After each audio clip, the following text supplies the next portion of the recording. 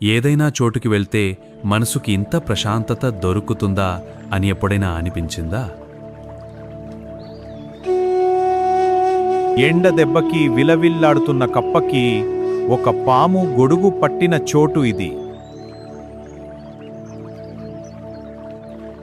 ఆ వింతని చూసిన శంకరాచార్య శత్రువుల మధ్య కూడా ప్రేమను నింపే శక్తి ఈ నేలకి ఉందని నమ్మారు. అదే శృంగేరి.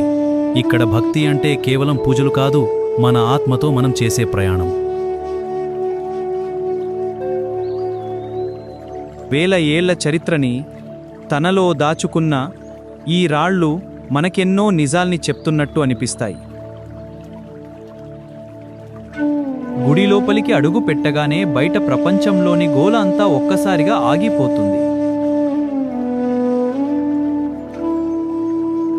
ఆ తుంగ నదిలో చేపల్ని చూడండి. అవి కూడా ఎంతో స్వేచ్ఛగా, ఎవరి భయం లేకుండా తిరుగుతుంటాయి. మనం కాసేపు మౌనంగా కూర్చుంటే చాలు, మన లోపల ఉన్న అసలైన శక్తి ఏంటో మనకి అర్థమవుతుంది. జ్ఞానాన్ని ఇచ్చే ఆ శారదాదేవి రూపం చూస్తుంటే మనసులో ఉన్న అలజడి అంతా మాయమైపోతుంది.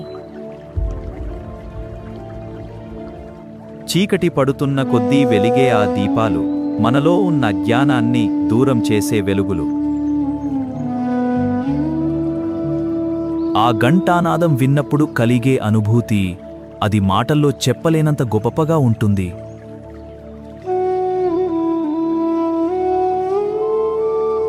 శృంగేరి అంటే ఒక ఊరు మాత్రమే కాదు, మన లోపల మనం వెతుక్కునే ఒక ప్రశాంతత.